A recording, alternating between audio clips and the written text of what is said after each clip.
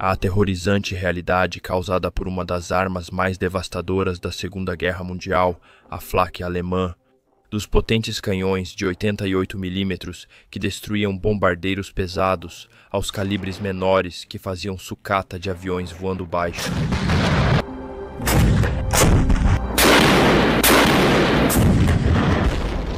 A Flak era mais do que apenas uma ferramenta defensiva, era uma arma psicológica que assombrava os pilotos aliados dia e noite. Neste vídeo, vamos mergulhar fundo na história da Flak alemã, como ela evoluiu, como dominou os céus. A voz real de um jovem soldado alemão que operava uma delas, e por que ela se tornou uma lenda tão temida da guerra.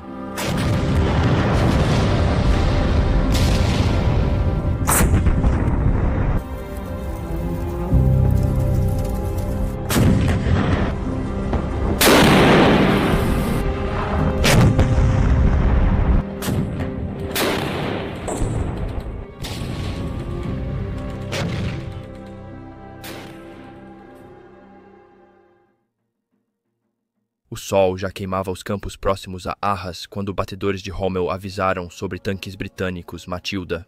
Vários deles avançavam para suas posições. Era 21 de maio de 1940 e a 7ª Divisão Panzer de Rommel avançava com confiança pela França, contornando ao norte de Arras para cercar as forças aliadas. Mas agora, o que deveria ter sido um avanço imparável corria o risco de ser destruído. Rommel avançou a pé, com a poeira girando ao redor de suas botas, examinando o horizonte com seus binóculos. À distância, os Matildas avançavam ruidosamente, ignorando os impactos dos canhões alemães de 37 milímetros. Rommel observou, enquanto projétil após projétil ricocheteava em suas grossas blindagens de aço. Relataram que um Matilda já resistiu a mais de 12 impactos, sofrendo apenas lascas na pintura. Era uma emergência. Rommel pensava rápido. Os canhões menores eram inúteis ali. Ele mandou trazer todos os canhões antiaéreos de 80 e 8 milímetros para a linha de frente rapidamente, com os artilheiros suando e correndo para as posições. Esses eram canhões antiaéreos por design. Eram grandes e desajeitados, mas podiam destruir blindados pesados se bem posicionados, certo? Dirigindo pessoalmente as equipes, Rommel corria de peça em peça, sua voz rouca de tanto gritar coordenadas de tiro. Ele dispôs os canhões ao longo da crista, sobrepondo campos de tiro em um arco mortal. Quando os Matildas caíram na armadilha, os primeiros disparos ecoaram como trovões.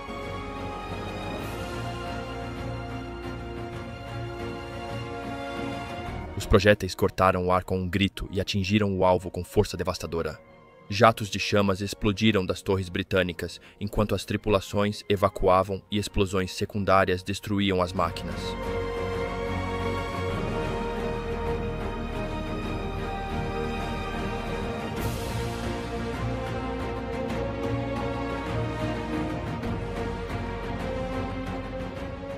Naquele dia, perto de Arras, a linha improvisada de Flak de Rommel destruiu várias ondas de blindados britânicos, esmagando o contra-ataque e mantendo o avanço ao canal.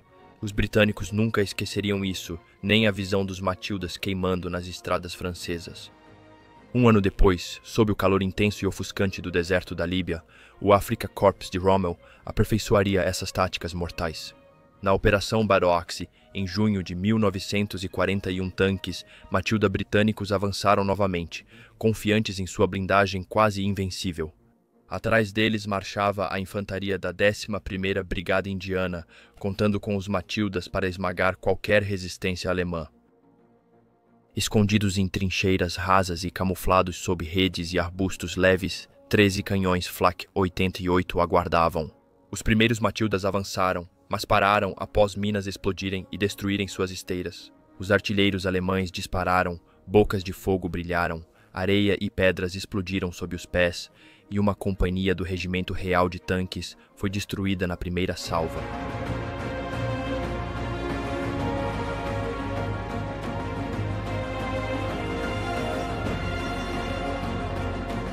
Chamadas de rádio em pânico crepitaram pelas colunas britânicas. Os canhões curtos dos Matilda não atingiam as Flaks entrincheiradas, e suas metralhadoras eram muito inadequadas. Ao final do dia, 123 tanques britânicos foram destruídos ou abandonados, um número alto já que apenas 238 participaram da batalha.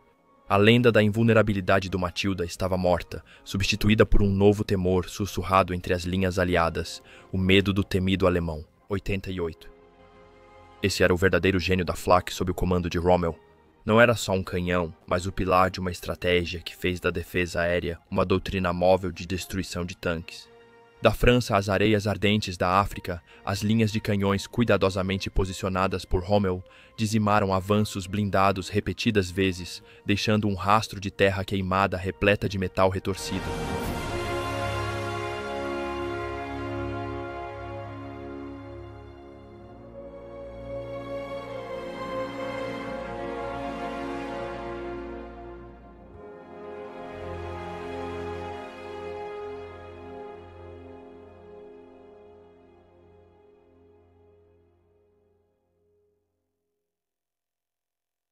O canhão alemão de 88 mm destaca-se como uma das peças de artilharia mais temidas e reconhecíveis da Segunda Guerra Mundial. Ganhou reputação temível por sua precisão letal e poder de fogo devastador. Conhecido anteriormente como Flugabwehrkanone, literalmente canhão de defesa antiaérea, o nome foi rapidamente abreviado por tropas e civis para o termo mais simples e agora infame, Flak. Apesar de famoso como terror de bombardeiros e tanques aliados na Segunda Guerra Mundial, esse canhão tem origens décadas antes, nas trincheiras e campos da Primeira Guerra Mundial. No final de 1916, o exército alemão adaptou seus projetos de canhões navais para uso em terra, buscando maneiras de reforçar suas capacidades de artilharia pesada em meio ao desgaste brutal na frente ocidental. Gigantes industriais como a Krupp AG e a Rheinmetall já eram experientes na fabricação de canos de grande calibre e suas munições formidáveis. As rígidas regras do Tratado de Versalhes, em 1919, que visavam manter a Alemanha neutra militarmente, proibiram várias armas pesadas e levaram engenheiros alemães a buscar brechas criativas. Sob essa restrição, a Krupp colaborou discretamente com a sueca Bofors para seguir desenvolvendo artilharia antiaérea pesada, contornando a supervisão dos aliados ao explorar a neutralidade da Suécia. Em 1928, esses esforços secretos resultaram no primeiro protótipo da famosa linha de canhões de 88 mm, designado oficialmente como Flugabwehrkanone 18. Esses primeiros modelos foram engenhosamente montados em uma base cruciforme, o que lhes concedia uma capacidade incomparável de girar 360 graus completos, crucial para rastrear e engajar aeronaves em alta velocidade ou se reposicionar rapidamente para enfrentar ameaças terrestres. Mais impressionante, a plataforma de disparo era estabilizada ao abaixar os bodes do eixo, aumentando a precisão e reduzindo o deslocamento pelo recuo em bombardeios prolongados. O grande diferencial do Flak 18 em relação a outros da época era seu mecanismo de culatra sofisticado, que ejetava automaticamente os cartuchos usados e se preparava para o próximo disparo, permitindo que uma equipe experiente atingisse até 20 tiros por minuto. Seu ritmo intenso de disparo e alta velocidade do projétil garantiam vantagem letal contra aeronaves, veículos blindados e posições fortificadas, uma utilidade dupla que mais tarde mudaria o curso de inúmeras batalhas terrestres. Porém, essa alta taxa de disparos tinha um custo. Os canos originais do Flak 18 tinham vida útil curta, geralmente sendo trocados após cerca de 900 disparos, uma tarefa frequentemente realizada ali mesmo no campo, sob condições tensas. Quando Adolf Hitler e os nacionalsocialistas tomaram o poder em 1933, os programas clandestinos de rearmamento da Alemanha foram intensificados até se tornarem uma produção em massa aberta. As fábricas passaram a produzir um número cada vez maior dessas armas, que em breve fariam sua estreia em combate em solo estrangeiro. Durante a intervenção da Alemanha na Guerra Civil Espanhola, no final dos anos 1930, o 88 rapidamente provou seu valor, em meio a um cenário de experimentação política e guerra por procuração.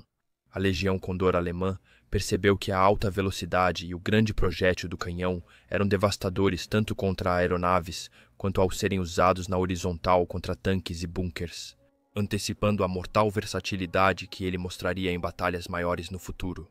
Quando a Europa mergulhou no inferno do conflito global em 1939, o Flak 18 já havia evoluído ainda mais.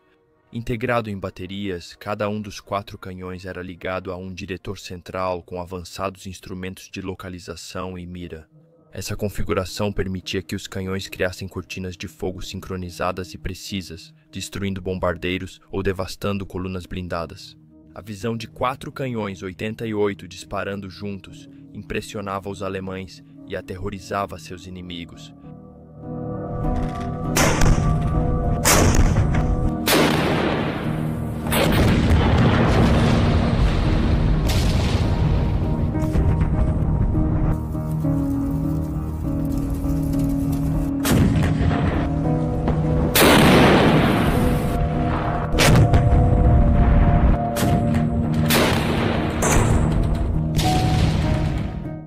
Dessa forma, o que começou como uma solução cautelosa para contornar tratados internacionais acabou se tornando uma das armas de guerra mais icônicas e eficazes da Alemanha. Seja rugindo em direção ao céu para derrubar bombardeiros aliados, ou disparando em linha reta para destruir tanques soviéticos na frente oriental, o canhão de 88 mm deixou um legado temido na história militar. Operar um canhão de 88 mm exigia coordenação intensa e trabalho em equipe disciplinado. Os apontadores tinham a responsabilidade crucial de manter o cano precisamente direcionado para a zona de alvo designada, guiados por atualizações contínuas do controle central de tiro da bateria. Isso não era algo casual. Cada ajuste era crucial ao prever a trajetória de um bombardeiro em alta velocidade a grandes altitudes. Enquanto isso, os municiadores trabalhavam sem parar, carregando projéteis assim que a culatra estava pronta e o canhão disparava automaticamente a cada novo projétil. Esse ciclo rápido de carregamento e disparo exigia foco absoluto, pois até mesmo um momento de hesitação poderia comprometer a barragem destinada a proteger as forças terrestres ou as cidades abaixo. As lições dos campos de prova da Guerra Civil Espanhola logo levaram engenheiros alemães a aprimorar seu projeto. Assim surgiu o Flak 36, uma versão melhorada que trocou o cano único por um modelo mais inteligente de 2 peças. Com essa mudança, bastava trocar seções do revestimento quando o raiamento desgastava, simplificando a manutenção e prolongando a vida útil no campo de batalha sem substituir todo o cano. Os sistemas de carreta e reboque foram redesenhados para agilizar a montagem e desmontagem, dando mais flexibilidade às equipes nas linhas de frente, ou se reposicionar em novas defesas. Logo em seguida veio o Flak A37, um modelo que não alterou significativamente a estrutura física do canhão, mas trouxe importantes avanços tecnológicos. Instrumentos de mira e controle de tiro avançados permitiam alinhar o canhão com mais precisão aos dados do diretor de comando. Um recurso especialmente vital ao coordenar o disparo de vários canhões para criar zonas de morte densas no céu. Todas as 3 variantes do início da guerra, Flugabwehrkanone 18, 36 e 37, tinham o mesmo cano imponente de 56 calibres de comprimento. Na prática, isso significava que o tubo tinha 56 vezes o diâmetro de 80 e 8 mm, contribuindo para sua alta velocidade e trajetória plana. O projétil padrão dessa arma era uma granada de 17 libras, feita para atingir grandes altitudes e explodir, liberando mais de 1.500 fragmentos cortantes e letais. Aviões que chegassem a 200 jardas dessa tempestade de estilhaços corriam risco de serem despedaçados no ar com asas e fuselagem perfuradas ou arrancadas. Os alemães raramente tentavam atingir alvos individuais do solo, já que isso era quase impossível devido à velocidade e altitude. Em vez disso, a estratégia deles girava em torno de calcular a trajetória de voo das formações inimigas e então lançar projéteis para explodirem em altitudes cuidadosamente previstas. Cada projétil explodia em uma violenta flor de metal, semeando o céu com perigos letais.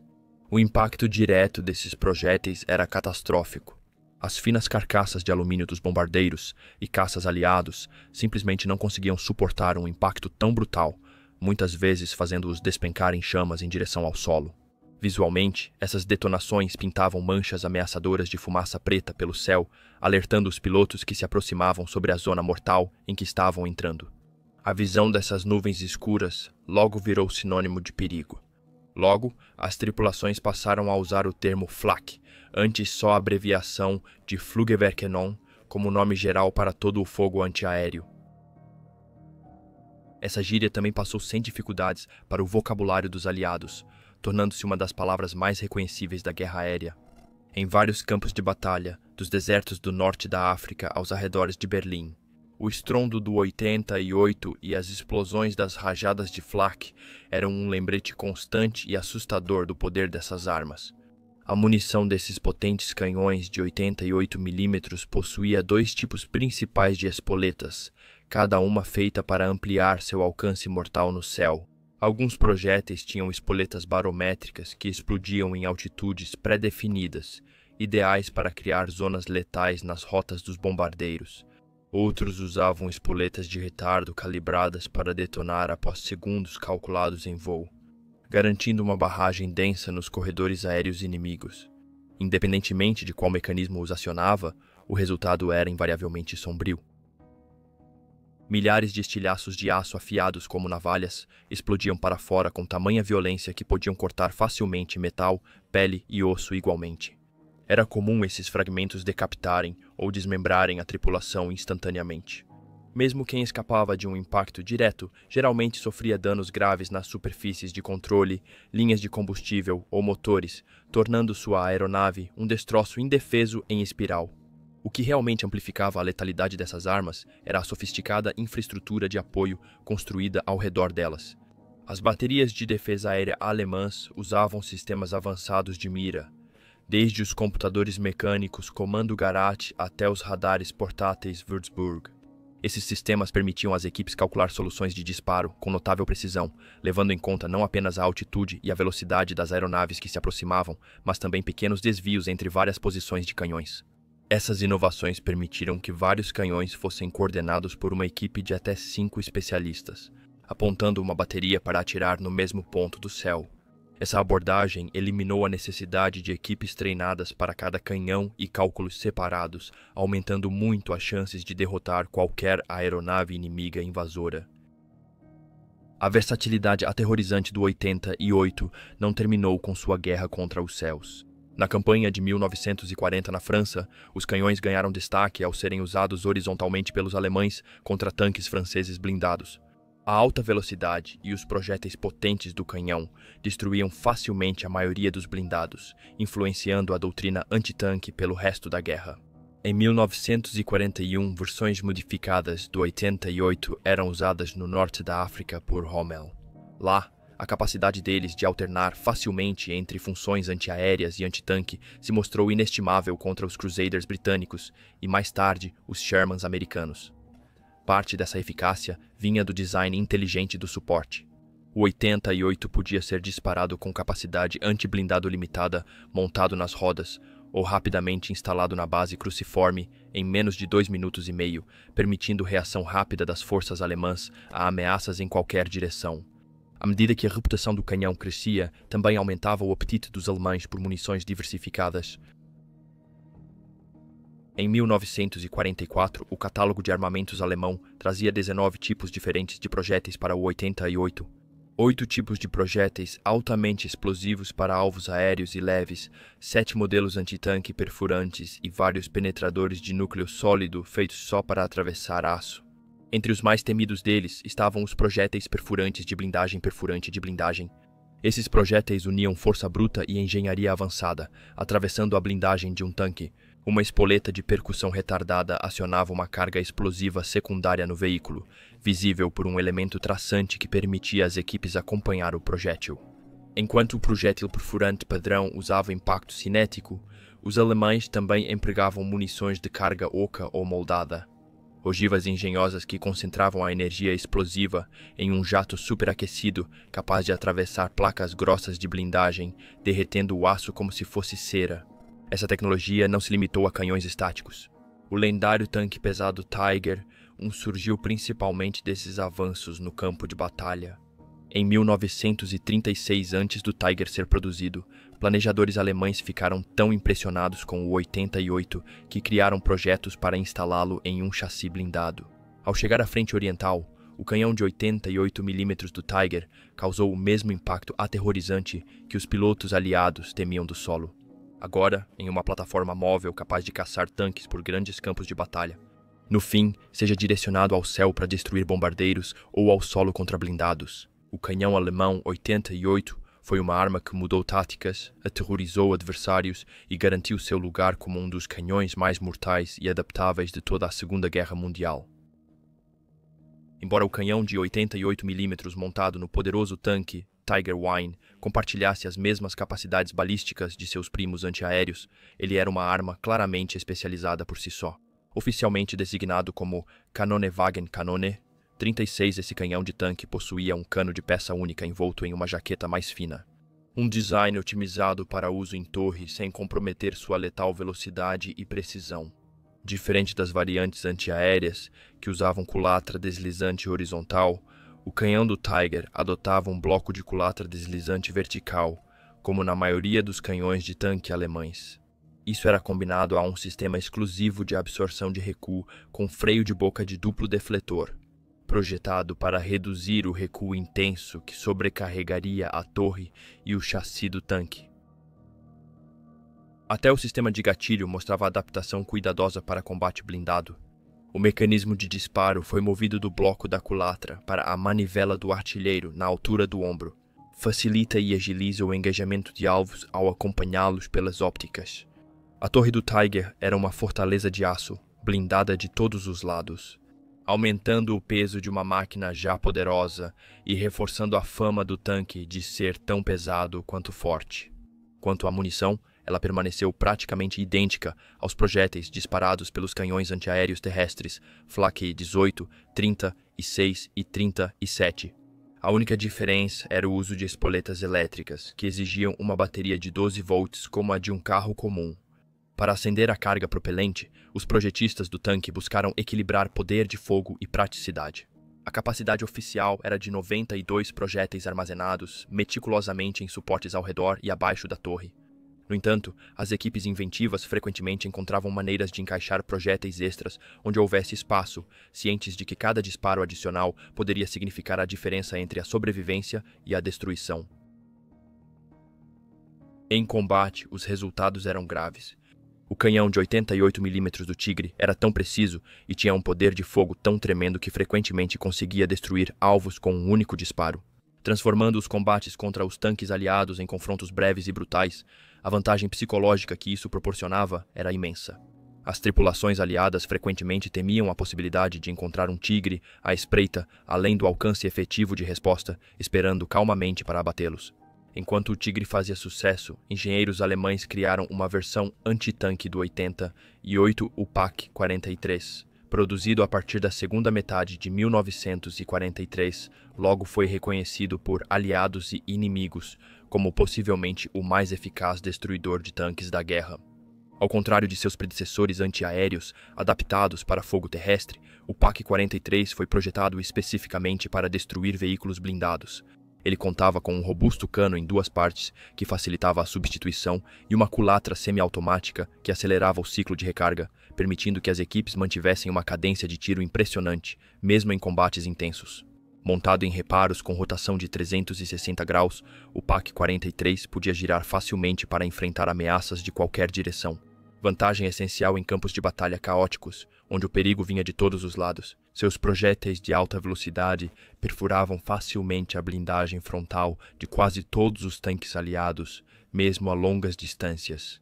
Enquanto isso, o próprio canhão era protegido por um escudo característico de blindagem fortemente inclinada, projetado para desviar disparos inimigos e aumentar a sobrevivência da tripulação. E não era só uma arma de emboscada de curto alcance. Com um alcance efetivo máximo que ultrapassava 15 mil metros mais de 9 milhas, o 43 também podia servir em um papel geral de artilharia, fornecendo fogo supressivo ou destrutivo contra concentrações inimigas, muito além do contato visual direto.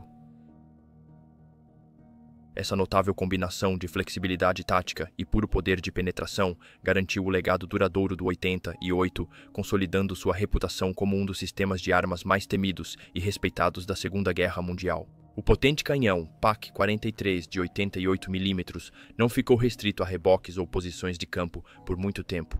Reconhecendo seu potencial extraordinário, Os projetistas alemães rapidamente o adaptaram para instalação em veículos blindados de combate. Entre suas plataformas mais notórias estava o tanque Tiger, segundo conhecido como King Tiger, um gigante de aço criado para levar 40 projéteis explosivos de alto poder e 40 perfurantes de blindagem. Essa máquina monstruosa estreou na Frente Oriental em 1944, enfrentando os soviéticos com uma arma de penetração, força e precisão quase inigualáveis.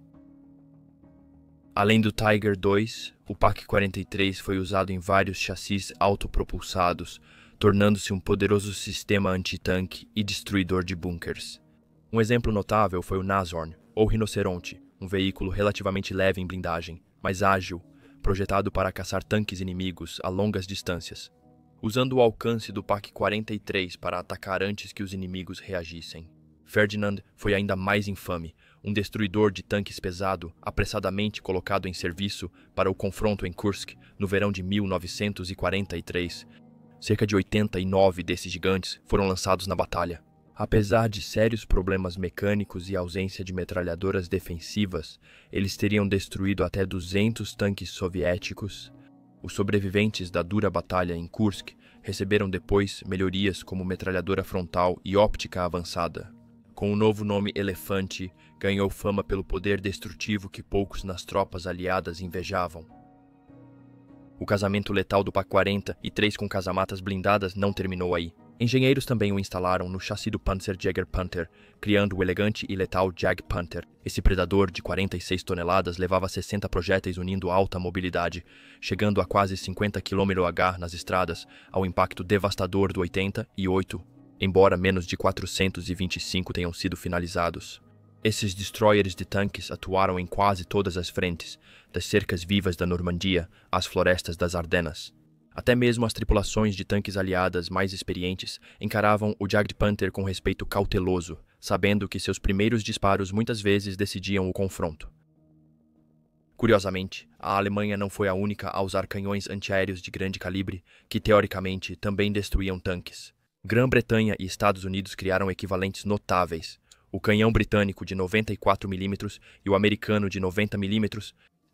Essas armas aliadas lançavam projéteis mais pesados a altitudes maiores e, no papel, às vezes superavam os dados balísticos do canhão alemão de 80 e 8 mm.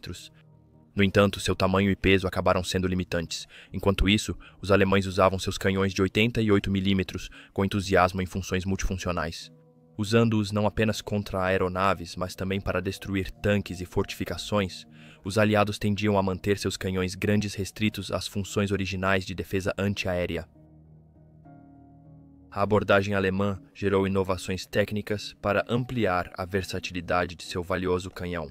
Carregadores assistidos por energia aceleraram recargas, enquanto dispositivos avançados de ajuste de espoleta permitiam adaptar projéteis para explosão aérea ou impacto. Maior letalidade contra aeronaves e alvos terrestres.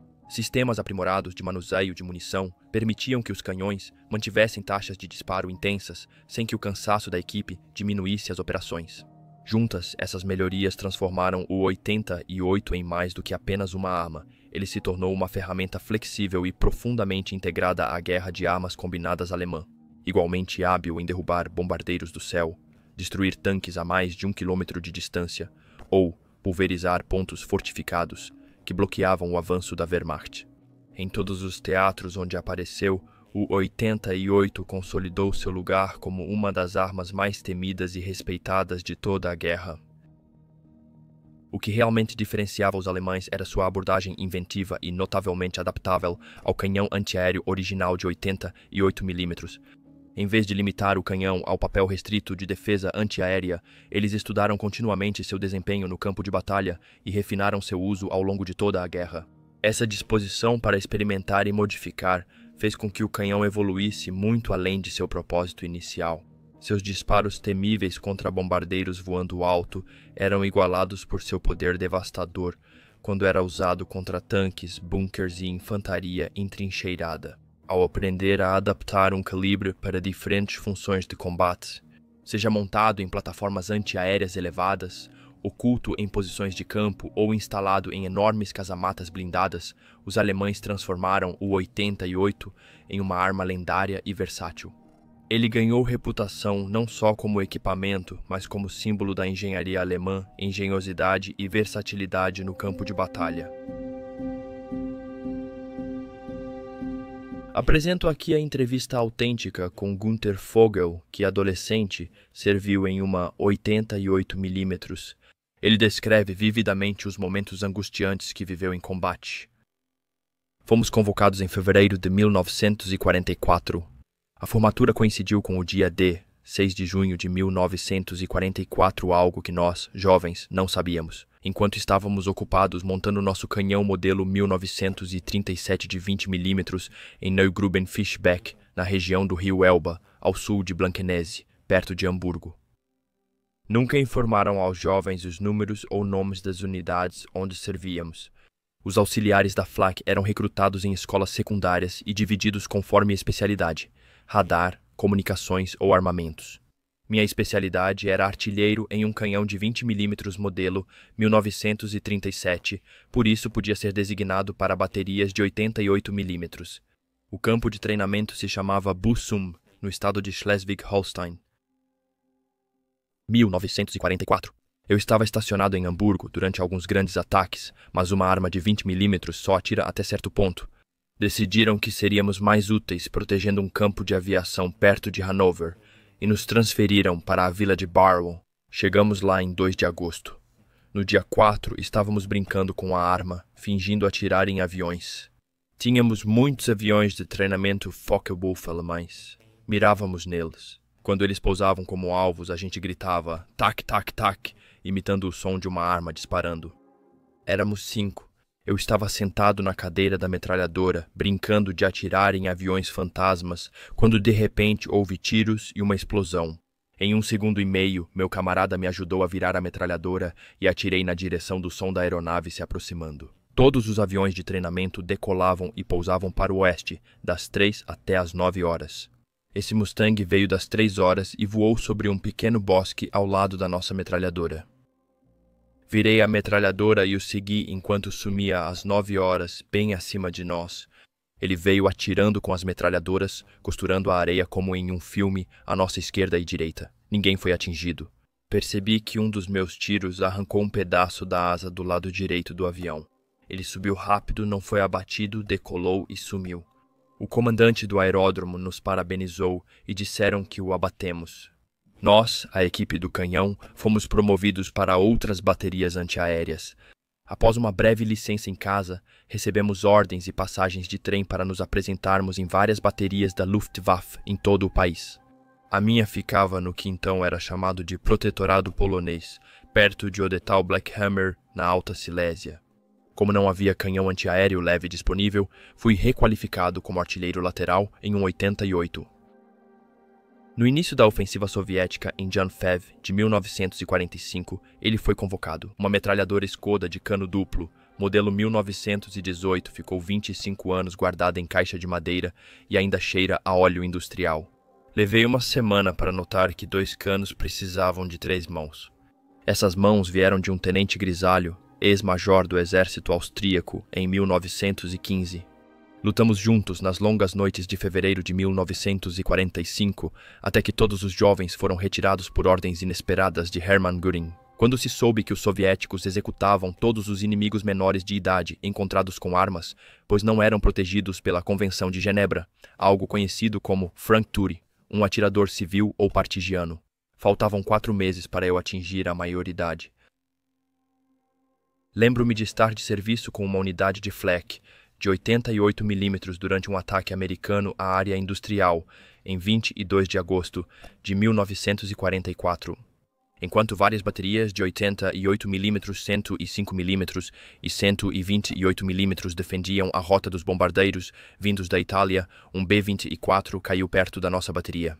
Nós, jovens, todos nos voluntariamos e eu fui autorizado a participar da saudação de honra aos aviadores americanos caídos em 24 de agosto. Com certeza, eles ocuparam uma vila, uma igreja, um campanário, que tinham sido ocupados por uma unidade Panzer. Com observadores avançados, os russos eliminaram 4 guardas e depois direcionaram fogo de morteiro à nossa posição. Um disparo caiu bem em cima de mim quando eu estava me abaixando para pegar uma caixa de granadas de mão. Enquanto estava em pé na lama, me abaixei para puxar a caixa até minha posição, onde defendia com uma metralhadora. Ao me levantar, um disparo explodiu no barranco acima e um estilhaço de morteiro atingiu a borda do meu capacete. Eu nem sabia que tinha sido atingido. Eles vinham em uma altitude relativamente alta, mas nós não podíamos vê-los porque nossos olhos estavam nos mostradores, indicadores e instrumentos de direção. Ficávamos olhando para isso e não dava para ver de onde vinham. A maioria dos ataques vinha do sul e então nós os seguimos. Estávamos perto dos Montes Sudetos, na fronteira entre Tchequia e Alemanha. Blechhammer era uma armadilha mortal para os bombardeiros americanos, porque havia literalmente centenas de canhões, dezenas e dezenas de baterias ao longo de toda aquela cadeia de montanhas. Normalmente, quando eles se aproximavam, vinham como pequenas flechas prateadas no horizonte. Sabíamos que eles não vinham por nós. Estávamos a uns 3 ou 4 quilômetros do alvo. Nunca fomos bombardeados.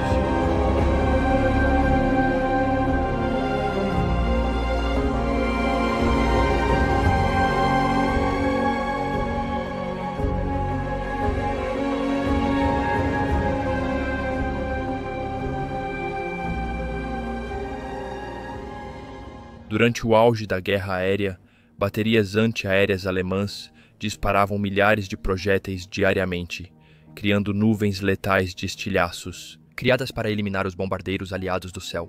A quantidade de aço lançada ao alto era impressionante, uma tempestade de ferro para proteger cidades e fábricas de ataques aéreos. Uma questão pouco abordada nas histórias de guerra é: para onde foi toda a artilharia antiaérea após ser usada? Para cada projétil que explodia perto de uma formação de bombardeiros, lançando fragmentos mortais sobre eles, inúmeros outros simplesmente erravam o alvo, falhavam ou esgotavam seus fusíveis temporizados sem nunca encontrar um alvo. Então, para onde foram parar esses projéteis de aço de alta velocidade? Que destruição ocorreu quando a gravidade os trouxe de volta à Terra? E quem pagou o preço? Para se proteger dos bombardeios aliados, a Alemanha nazista criou uma vasta rede de artilharia antiaérea terrestre chamada Flak. Esses canhões estavam posicionados em todos os lugares, desde pastagens abertas nos arredores das cidades até telhados no centro das áreas urbanas. Os mais imponentes de todos eram as colossais torres Flak, enormes fortalezas de concreto armado, erguidas em centros urbanos estratégicos como Berlim e Hamburgo. Com muitos canhões antiaéreos, essas torres serviam como plataformas de tiro e abrigos para milhares de civis. Enquanto essas baterias disparavam ao céu para proteger a população das bombas, o grande volume de munição gerava consequências inesperadas. Toneladas de projéteis não detonados, estilhaços e fragmentos de aço frequentemente caíam de volta, atingindo as ruas e bairros que deveriam proteger. O solo sob as batalhas aéreas virou uma linha de frente perigosa, cheio de destroços letais que matavam, destruíam casas e espalhavam medo entre os civis. Em cidades como Viena, Berlim e Hamburgo, enormes torres de flak dominavam os bairros, fortalezas maciças de concreto, repletas de canhões antiaéreos pesados.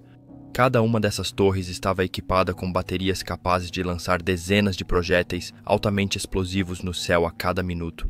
Antes dos jatos, o combate aéreo não tinha interceptadores tão rápidos.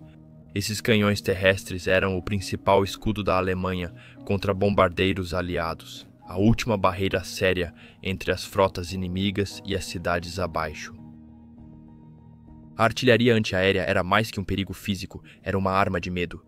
Tripulações de bombardeiros aliados viam nuvens pretas das explosões dos projéteis antes de alcançar os alvos, flores escuras de fumaça ameaçadoras no ar. Esses marcadores assustadores eram um aviso claro de que eles haviam entrado em céus hostis, onde artilheiros atentos no solo já estavam acompanhando suas formações. O núcleo dessa poderosa defesa aérea incluía armas como a famosa Flak 88mm A36 e a avançada Flak 41. Esses canhões disparavam até 25 tiros por minuto, lançando projéteis a milhares de pés de altura para tentar atingir ou danificar aeronaves inimigas. Cada projétil era como uma granada aérea com explosivos potentes e, às vezes, compostos incendiários para ampliar a destruição. Foi projetado para detonar em altitude calculada, acionado por fusível ajustado pela equipe antes do disparo. Quando o projétil atingia a altura desejada, ele explodia violentamente, lançando uma chuva de fragmentos de aço afiados como navalhas em todas as direções. Aeronaves dentro dessa esfera letal sofriam graves danos, controles destruídos, linhas de combustível rompidas ou tripulantes atingidos por estilhaços. Vale lembrar que esses canhões antiaéreos não foram feitos para acertar bombardeiros rápidos com precisão. Devido às grandes distâncias e janelas de alvo curtas, tal precisão era irrealista. A estratégia era saturar grandes áreas do céu com explosões aéreas cronometradas, aumentando muito as chances dos bombardeiros passarem por essas nuvens mortais de fragmentos. Os projéteis de Flak variavam de tamanho, indo de 75 mm até impressionantes 120 mm de diâmetro, cada um carregando força explosiva suficiente para criar zonas aéreas letais. Suas explosões dependiam da fragmentação, transformando a precisão do tiro em um jogo brutal de números. Sature os céus com aço e, mais cedo ou mais tarde, algo vital seria atingido. Para as tripulações dos bombardeiros rumo aos alvos, no centro do Reich, esses cinturões de estilhaços eram um obstáculo assustador. Um obstáculo capaz de comprometer a missão antes da chegada dos interceptadores inimigos. Ainda assim, a dependência alemã de espoletas temporizadas expôs uma fraqueza crítica em sua estratégia antiaérea. Depois que o projétil saía do canhão com a espoleta ajustada, não conseguia acompanhar as manobras de um bombardeiro que zigue-zagueava ou acelerava para fugir da artilharia antiaérea. Uma pequena alteração de altitude ou velocidade podia tornar um disparo preciso ineficaz, fazendo o projétil explodir inutilmente no céu vazio. Seus fragmentos letais se dispersavam longe demais para causar dano. Ainda assim, apesar dessa falha, baterias agrupadas dessas armas frequentemente superavam tais limitações pelo puro volume de disparos, preenchendo setores inteiros do espaço aéreo com explosões sobrepostas. Eles criavam corredores mortais que qualquer formação de bombardeiros precisava atravessar, tornando cada missão em espaço aéreo hostil uma aposta perigosa. Por isso, a Flak logo virou um dos maiores pesadelos das tripulações aéreas aliadas.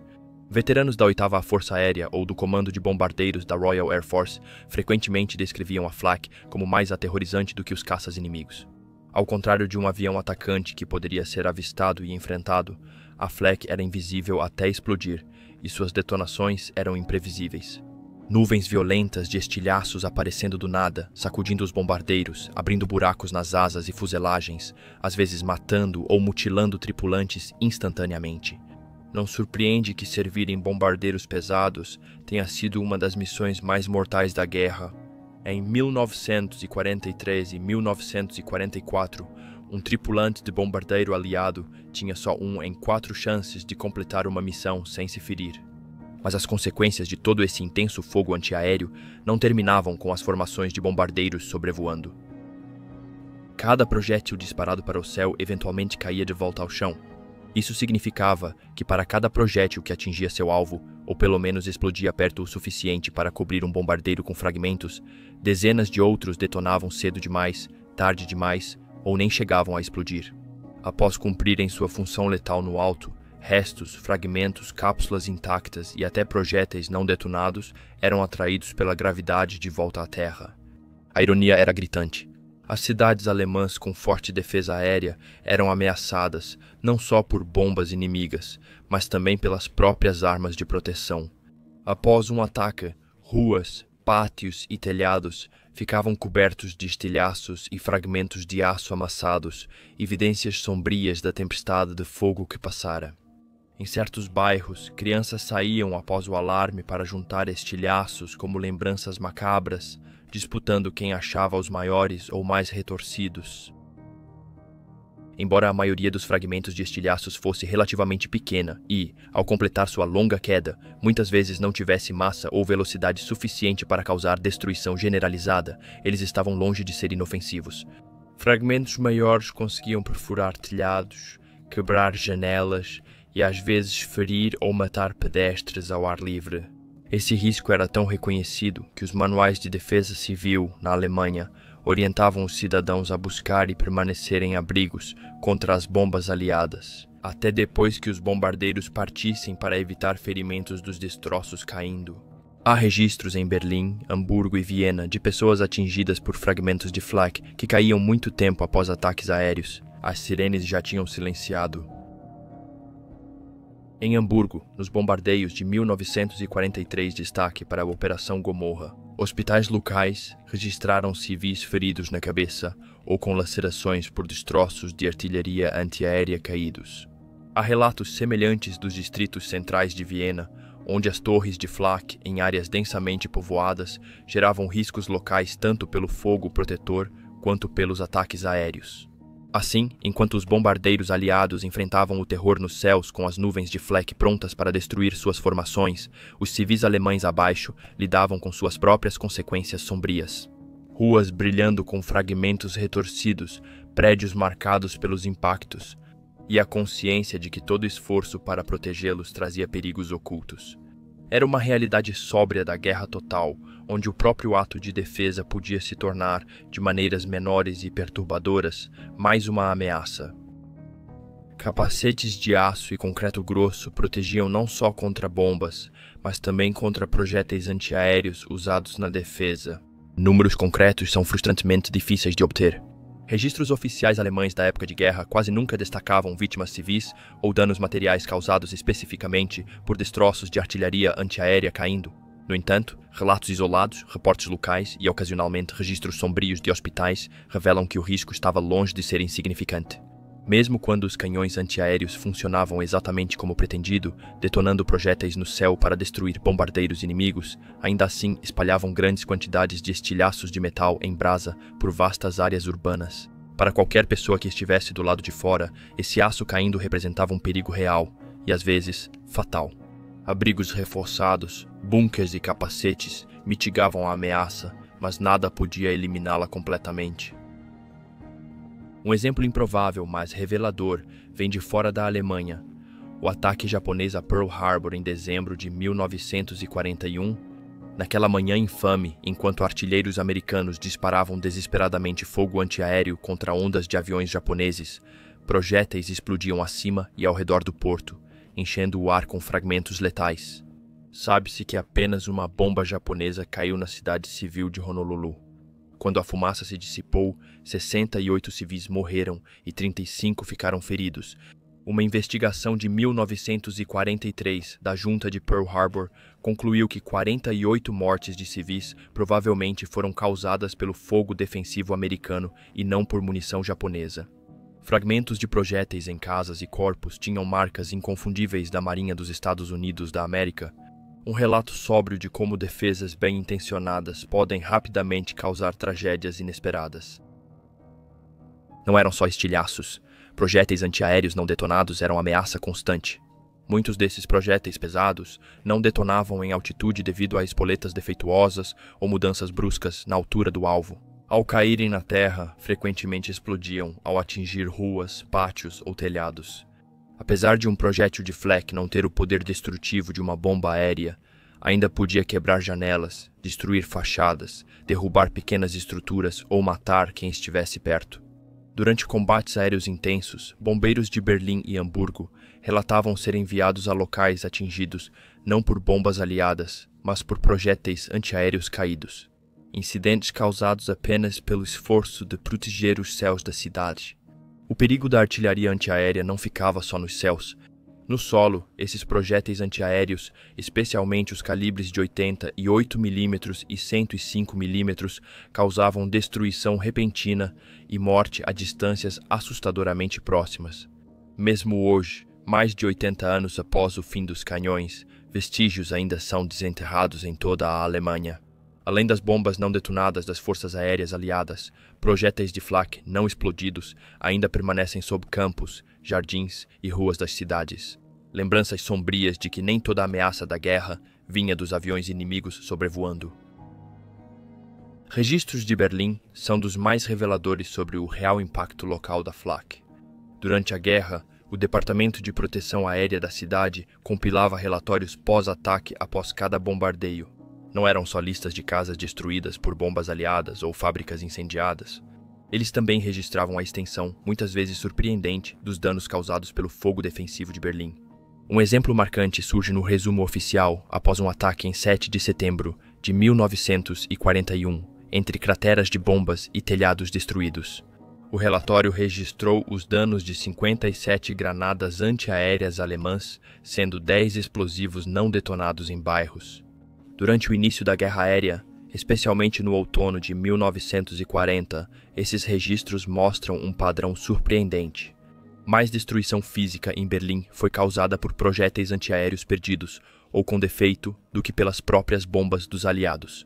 Durante o primeiro ataque aéreo a Berlim, em 26 de agosto de 1940, por exemplo, as poucas bombas britânicas lançadas causaram apenas danos estruturais leves. Porém, no distrito de Dragões, um projétil antiaéreo alemão falhou e explodiu na rua, ferindo 4 civis e quebrando janelas em vários quarteirões. Em Tiergarten, a prefeitura perdeu quase todas as janelas após a explosão de outro projétil antiaéreo alemão próximo. Em Wedding, distrito operário em preparação para a guerra, estilhaços de projéteis antiaéreos feriram 7 civis, um deles em estado crítico. O padrão continuou em 7 de setembro daquele ano. Registros do distrito de Zellendorf observaram que o único dano significativo não veio das bombas dos aliados, mas de um único projétil antiaéreo que atingiu uma casa na Herwartstrasse. Em Prenzlauer Berg, um projétil antiaéreo não detonado atravessou o telhado de um prédio na Dunkerstrasse 84 e ficou ameaçadoramente preso no sótão. As autoridades evacuaram rapidamente a família, receando que o projétil explodisse a qualquer momento. E Berlim não era a única. Relatos locais semelhantes aparecem nos arquivos da época de guerra de Hamburgo, Bremen, Viena e dezenas de pequenas cidades alemãs. Cada um narra uma breve, porém reveladora, história sobre a natureza ambígua da defesa aérea urbana. O esforço para afastar os bombardeiros aliados frequentemente custava a vida de civis. Essas baterias foram feitas para proteger. Os perigos de munições não detonadas e estilhaços afiados são frequentemente citados em relatos do pós-guerra. Mas dados confiáveis sobre vítimas civis, principalmente crianças, ainda são difíceis de obter. Durante a guerra, as autoridades focavam nos danos de bombas ou ataques inimigos, evitando destacar prejuízos causados pelos próprios canhões de proteção da Alemanha. Porém, nas memórias, histórias locais e literatura da Segunda Guerra Mundial, surge uma imagem recorrente e quase assombrosa. Crianças com baldes de lata ou sacos de estopa vasculham as ruas cheias de escombros de seus bairros bombardeados, recolhendo ansiosas fragmentos de flak. Em Berlim, Hamburgo, Londres, até mesmo nas ruas devastadas de Leningrado e Stalingrado, as crianças exibiam pedaços de aço como troféus, competindo para ver quem tinha o maior ou mais estranho fragmento.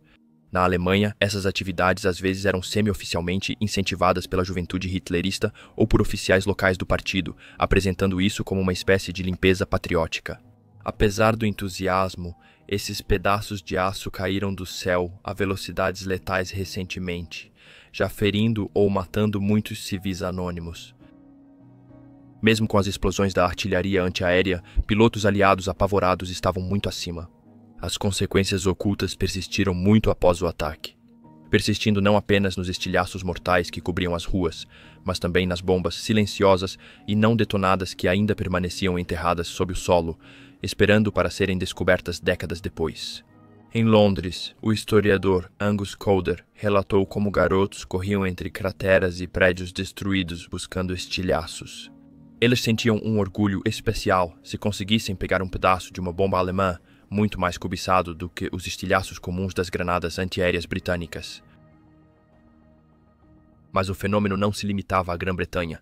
Na Alemanha, entre ruas destruídas de Hamburgo, Berlim e outras cidades, crianças recolhiam ansiosas fragmentos de estilhaços antiaéreos. Esses fragmentos caíam do céu depois de errarem ou explodirem longe de seus alvos pretendidos. Eram reunidos e comparados nos parquinhos para ver quem achava o maior ou mais retorcido pedaço de aço. No entanto, colecionar essas lembranças de guerra trazia mais do que os riscos óbvios das ruínas instáveis. O historiador Eduardo Westermann aponta que esses fragmentos, ainda afiados e às vezes extremamente quentes, podiam facilmente cortar a pele ou causar ferimentos devastadores. As crianças frequentemente vagavam sem roupas de proteção ou capacetes, mesmo enquanto os ataques ainda aconteciam ou enquanto destroços frescos ainda caíam do céu.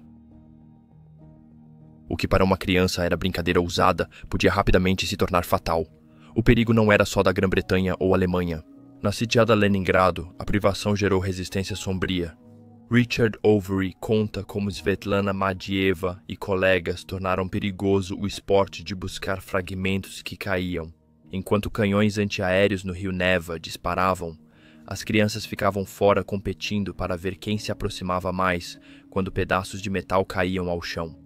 Quem pegasse primeiro um fragmento ainda fumegante podia reivindicá-lo como troféu. Uma coragem fria que revelava como o perigo se tornara comum. A fascinação por coletar estilhaços era tão comum que chamou a atenção de estudiosos. O arqueólogo Gabriel Muschenska explorou esse fenômeno em seu estudo Uma Chuva Pesada, detalhando como, em toda a Europa devastada pela guerra, crianças transformavam destroços mortais em lembranças. Estilhaços acabavam em potes, sobre lareiras ou em caixas debaixo das camas. Relíquias silenciosas do caos que borravam a linha entre a inocência e a violência. Enquanto isso, a intensidade do fogo antiaéreo fazia essas cenas ocorrerem além das capitais e grandes campos de batalha. Em 1943, os céus da Holanda eram rota frequente de bombardeiros aliados rumo à Alemanha. Em resposta, as forças de ocupação alemãs saturaram os campos e cidades holandesas com baterias antiaéreas. Os canhões viraram parte do cotidiano das aldeias, tão comuns quanto os sinos das igrejas. Essas baterias lançavam projéteis, muitos sem explodir ou que erravam o alvo. Diferente das bombas que explodiam dramaticamente, esses projéteis com falha caíam de volta ao solo de forma imprevisível. Os fazendeiros podiam encontrar projéteis gastos cravados em seus campos, enquanto os moradores da cidade às vezes ouviam o baque inquietante de um disparo atingindo o solo próximo. Em casos mais leves, os impactos causavam pouco dano, mas também podiam ser graves, como projéteis não detonados presos em jardins ou atravessando telhados de palha. E os danos causados por esse fogo antiaéreo incessante não eram simplesmente teóricos ou raros. Eles foram amplamente documentados, especialmente em regiões ocupadas como a Holanda. Na verdade, um testemunho extraordinário tanto do rigor holandês quanto da dimensão do problema vem dos registros mantidos por quase 1.200 municípios em todo o país. Esses governos locais anotavam cuidadosamente incidentes de queda de munições antiaéreas. Cada livro de registros é um arquivo silencioso de como esse perigo se entrelaçou à vida cotidiana. As ocorrências mais comuns envolviam projéteis não explosivos atravessando janelas, quebrando vigas ou abrindo buracos em telhados. Bairros inteiros às vezes ficavam repletos de telhas remendadas às pressas ou janelas tapadas com tábuas. Cicatrizes de projéteis que nem chegaram a atingir seus alvos no céu. Mais graves eram os projéteis explosivos que realmente detonavam ao impacto. Esses causavam devastação localizada, matando o gado nos celeiros, arrasando campos de trigo ou hortas prontos para a colheita e destruindo pequenas oficinas, galpões ou lojas de família, que já tinham superado as dificuldades econômicas da guerra. Tão generalizadas foram as consequências desses impactos não intencionais que as autoridades holandesas, diante das realidades da ocupação, trabalharam com a máquina administrativa alemã para criar um fundo nacional dedicado a compensar os prejudicados. Toda reivindicação era rigorosamente avaliada. Os funcionários não apenas verificavam a extensão dos danos, mas também tentavam confirmar a causa exata, investigando para diferenciar danos de bombardeios dos aliados e destruição por projéteis antiaéreos alemães. Eles também inspecionavam propriedades em busca de perigos, destroços ou munições não detonadas escondidas em sótãos, jardins ou sob pisos de celeiros, que poderiam causar tragédias futuras. Depois que esses locais eram considerados seguros, os restos dos projéteis geralmente eram recolhidos por representantes da administração econômica alemã. Nada era desperdiçado na guerra. Até estojos quebrados ou fragmentos eram derretidos e reutilizados na economia de guerra alemã. Destroços acidentais viraram matéria-prima para mais armas. Era um paradoxo. Pedaços de destruição eram colhidos e sua história violenta reaproveitada, ignorada no cálculo desesperado da guerra total. Dos telhados carbonizados de Berlim às vastas planícies verdes das fazendas holandesas, a marca da Flak se estendia muito além do seu confronto pretendido com aeronaves inimigas. Ela deixava vidros quebrados nas cozinhas, paredes marcadas em ruas silenciosas e um medo de que, mesmo após os bombardeiros, o perigo ainda pudesse surgir assobiando. Ela tirou a vida de fazendeiros que cuidavam dos campos, atingiu crianças que saíam cedo demais em busca de troféus metálicos e forçou comunidades inteiras. Registra danos e ferimentos, memoriais burocráticos dos custos não intencionais da defesa.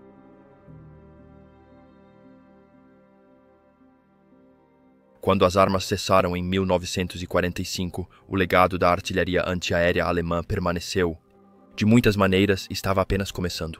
A guerra comprovou a eficácia devastadora do fogo antiaéreo concentrado, e as forças armadas mundiais perceberam isso. Engenheiros e táticos estudaram detalhadamente os projetos alemães capturados, como os temidos canhões de 88 mm que destruíram bombardeiros e impediram avanços de tanques. Essas armas inspiraram diretamente os desenvolvimentos do pós-guerra, desde as pesadas baterias antiaéreas soviéticas e da OTAN até melhorias nos canhões de tanques, que adotaram padrões de raiamento, sistemas de recuo e tecnologia de mira, inicialmente aprimorados nas fábricas de Flak alemãs. Mas não era só o equipamento. Toda a doutrina de defesa aérea em camadas, com múltiplos calibres, rápida redistribuição, coordenação por radar e até técnicas de camuflagem, se espalhou pelo mundo. Isso veio das lições difíceis que os aliados aprenderam sobre a Europa. Os modernos sistemas antiaéreos autopropulsados, defesas guiadas por mísseis e até sistemas de armas de proximidade em navios devem algo à assustadora eficácia dos cinturões de Flak da Segunda Guerra Mundial. Hoje, historiadores militares e entusiastas ainda estudam essas armas, frequentemente chamando-as de mais infames e sangrentas da Segunda Guerra Mundial. E com razão. Elas representaram a tempestade perfeita de poder industrial, brilhantismo em engenharia e a necessidade implacável dos tempos de guerra. A Flak se tornou um símbolo da guerra total, onde nem mesmo os céus ofereciam refúgio.